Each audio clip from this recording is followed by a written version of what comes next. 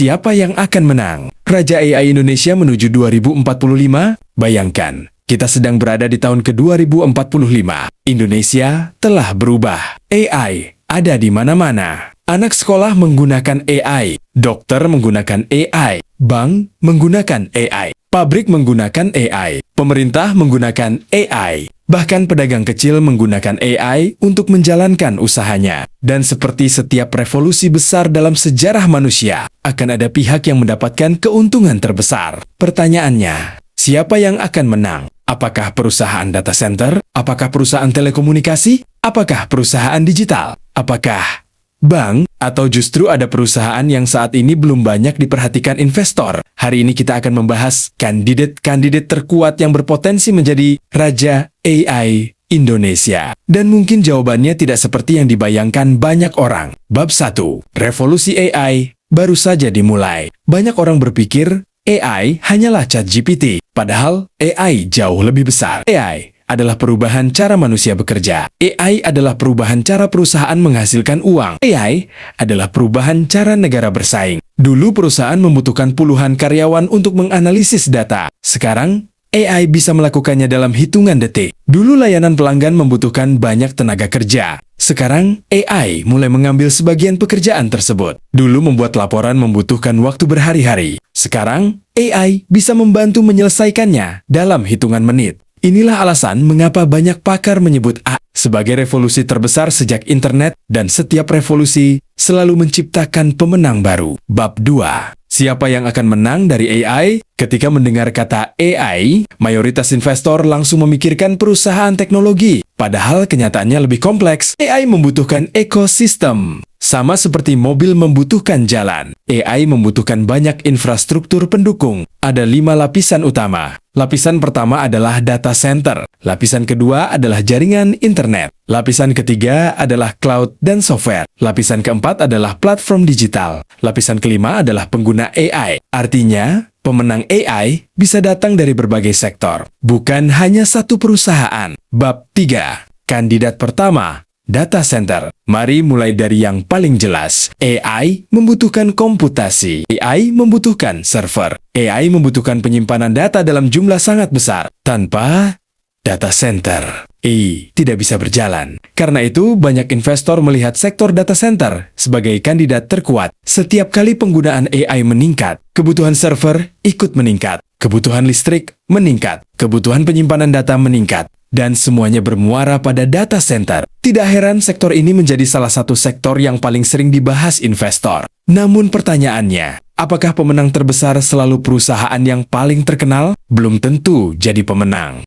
Bab 4. Kandidat kedua, telekomunikasi. Banyak orang fokus pada server, tetapi lupa pada jalur yang menghubungkan semuanya. AI membutuhkan internet. AI membutuhkan konektivitas. AI membutuhkan jaringan yang stabil. Semakin banyak penggunaan AI, semakin besar lalu lintas data. Dan ketika lalu lintas data meningkat, perusahaan telekomunikasi ikut menikmati manfaatnya. Mereka ibarat jalan tol digital. Semakin ramai kendaraan, semakin penting jalannya. Inilah alasan mengapa sektor telekomunikasi menjadi salah satu kandidat menarik menuju pada masa era digital Indonesia Emas 2045. Bab 5. Kandidat ketiga, software dan cloud. Sekarang kita masuk ke sektor yang sering terlupakan. Software, cloud, integrasi teknologi. Banyak perusahaan ingin menggunakan AI, tetapi tidak semua perusahaan tahu bagaimana cara menggunakannya. Mereka membutuhkan mitra teknologi. Mereka membutuhkan sistem. Mereka membutuhkan solusi. Dan disinilah perusahaan software dan cloud bisa mendapatkan peluang besar. Ketika ribuan perusahaan mulai mengadopsi AI, mereka membutuhkan bantuan untuk melakukan transformasi digital. Bab 6. Kandidat keempat, platform digital. Sekarang bayangkan sebuah perusahaan yang memiliki jutaan pengguna, jutaan transaksi, jutaan data setiap hari. Dalam dunia AI, data adalah bahan bakar. Semakin banyak data, semakin besar peluang menciptakan layanan yang lebih cerdas. Perusahaan platform digital memiliki aset yang sangat berharga, yaitu data pengguna. Jika AI berkembang pesat, mereka bisa menjadi salah satu pemenang terbesar karena mereka berada sangat dekat dengan konsumen.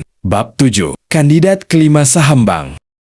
Ini yang sering dilupakan investor. Bank. Padahal bank memiliki sesuatu yang sangat penting. Data. Sangat banyak data. Setiap hari. Jutaan transaksi. Jutaan nasabah. Jutaan keputusan finansial. AI dapat membantu bank meningkatkan efisiensi. AI dapat membantu mengurangi risiko. AI dapat membantu meningkatkan profit. Jika AI benar-benar mengubah dunia, perbankan bisa menjadi salah satu sektor yang paling diuntungkan. Bab 8. Indonesia Emas 2045. Sekarang mari melihat gambaran yang lebih besar. Indonesia diperkirakan akan menjadi salah satu ekonomi terbesar dunia. Jumlah penduduk produktif masih besar, konsumsi terus meningkat, digitalisasi terus berkembang, dan penggunaan AI kemungkinan akan semakin luas. Artinya, peluang pertumbuhan masih sangat panjang, bukan 1 tahun, bukan 2 tahun, tetapi puluhan tahun. Karena itu, investor jangka panjang mulai mencari perusahaan yang akan tetap relevan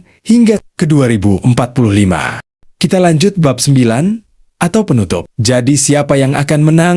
Inilah pertanyaan yang paling sulit. Karena sejarah menunjukkan pemenang terbesar seringkali tidak terlihat jelas di awal. Dulu banyak orang tidak menyangka perusahaan internet akan menjadi raksasa dunia. Dulu banyak orang tidak menyangka smartphone akan mengubah segalanya. Hari ini kita menghadapi situasi yang mirip. AI sedang berkembang, tetapi pemenang akhirnya belum tentu yang paling ramai dibicarakan saat ini. Bisa jadi perusahaan data center, bisa jadi perusahaan telekomunikasi, bisa jadi perusahaan software, bisa jadi platform digital, bisa jadi bahkan perusahaan yang hari ini belum menjadi perhatian utama investor. Jika ada satu hal yang bisa dipelajari investor dari sejarah, maka itu adalah pemenang besar biasanya ditemukan sebelum semua orang menyadarinya. Karena ketika semua orang sudah yakin, seringkali peluang terbesar sudah lewat. Jadi sekarang saya ingin bertanya kepada Anda. Menurut Anda, siapa yang akan menang?